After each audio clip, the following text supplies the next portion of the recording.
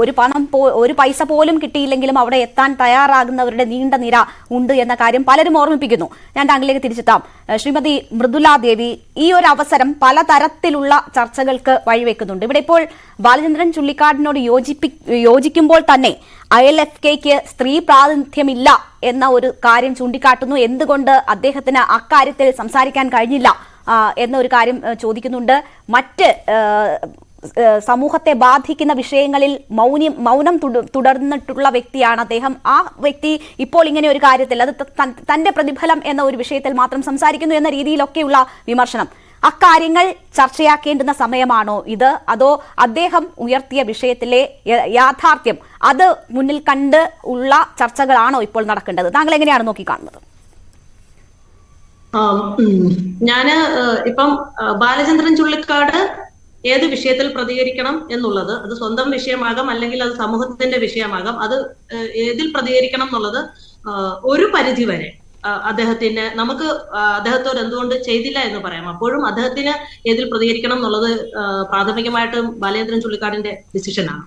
മറ്റൊന്ന്, കേരളം അത് ചർച്ച ചെയ്യുക എന്നുള്ളത് കേരളത്തിന്റെ സാംസ്കാരിക സമൂഹങ്ങളുടെ വിഭിന്ന സാംസ്കാരികതയുള്ള സമൂഹങ്ങളുണ്ട്. ഒരു വിഭാഗം ചർച്ച ചെയ്യും, ഒരു വിഭാഗം ചർച്ച ചെയ്യാതിരിക്കാം. അത് രണ്ടും ഇപ്പൊ സംസാരിക്കണമോ വേണ്ടയോ എന്നുള്ളതൊക്കെ നമ്മുടെ കേരള സാംസ്കാരികതയുടെയും ബാലചന്ദ്രൻ ചുള്ളിക്കാടിന്റെയും വിഷയമായിട്ടാണ് ഞാൻ അതിനെ വിട്ടുകളയുന്നു. അത് അവര് എടുക്കേണ്ടതാണ്. ഇപ്പൊ ഞാൻ തന്നെ വ്യക്തിപരമായിട്ട് ഞാൻ പലപ്പോഴും പറഞ്ഞിട്ടുണ്ട്, എന്റെ കയ്യിൽ സമയമുണ്ടെങ്കിൽ, പണമുണ്ടെങ്കിൽ, എനിക്ക് ഭക്ഷണം 3 നേരം ഭക്ഷണം കഴിക്കുവാൻ പൈസയുണ്ടെങ്കിൽ, അതുപോലെ തന്നെ എനിക്ക് ഒരു വിഷയത്തോട് പ്രതികരിക്കുവാനുള്ള മാനസികാവസ്ഥയുണ്ടെങ്കിൽ, ആറ്റിറ്റ്യൂഡ് ഉണ്ടെങ്കിൽ മാത്രമേ ഞാൻ പ്രതികരിക്കുകയുള്ളൂ. കേരളത്തെ നന്നാക്കുവാൻ വേണ്ടി ഞാനൊരു പ്രവർത്തനവും ചെയ്യുമെന്ന് നിങ്ങൾ ആരും പ്രതീക്ഷിക്കേണ്ട എന്ന് ഞാൻ പലപ്പോഴും പറഞ്ഞിട്ടുള്ള ഒരു വ്യക്തിയാണ്. അപ്പൊ അതുകൊണ്ട് തന്നെ എനിക്ക് ബാലചന്ദ്രൻ ചുള്ളിക്കാട് അത് പ്രതികരിച്ചേ പറ്റൂ എന്ന് പറയാനായിട്ട് പറ്റില്ല. അത് ഞാൻ ചിന്തിക്കുന്നതുകൊണ്ട്, അതുകൊണ്ട് തന്നെ ഈ ഒരു വിഷയത്തെ ഞാൻ പിന്നെ മനസ്സിലാക്കുന്നത്, ഇത് ബാലചന്ദ്രൻ ചുള്ളിക്കാട് വ്യക്തിപരമായി ഈ പേഴ്സണലിസ്റ്റ് പൊളിറ്റിക്കൽ എന്ന ഒരു മെത്തേഡ് ഉപയോഗിച്ചിട്ടുണ്ട്. കാരണം അദ്ദേഹത്തിന്റെ ഒരു വ്യക്തിപരമായ ഒരു വിഷയത്തെ അദ്ദേഹം എടുത്തുകൊണ്ട് പറയുമ്പോൾ ഞാൻ അടക്കമുള്ളവർക്ക് ഇത് ചർച്ചയാവുകയും ദീർഘവീക്ഷണത്തോടെ ചിന്തിക്കുമ്പോൾ അതിന്റെ ബെനിഫിറ്റ് കിട്ടാനും സാധ്യതയുണ്ടെന്ന് തന്നെയാണ് ഞാൻ മനസ്സിലാക്കുന്നത്. കാരണം ഇത്തരം ഒരു സാഹിത്യ അക്കാദമി എന്ന് പറയുന്ന സർക്കാരിന്റെ സംവിധാനം, പ്രത്യേകിച്ച് സ്റ്റേറ്റിന്റെ സ്വത്ത്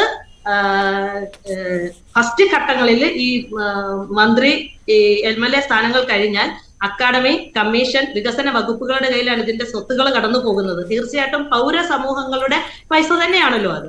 അപ്പൊ സ്റ്റേറ്റിന്റെ സ്വത്ത് എത്തരത്തിലാണ് പോകുന്നത്, എത്തരത്തിലാണ് ഓരോ പൗര സമൂഹങ്ങളുടെ കയ്യിൽ എത്തുന്നുള്ളതൊക്കെ ചോദിക്കാനായിട്ടുള്ള ഒരു സാധ്യത കൂടി അദ്ദേഹം ഉപയോഗിച്ചിട്ടുണ്ട്. ശരി.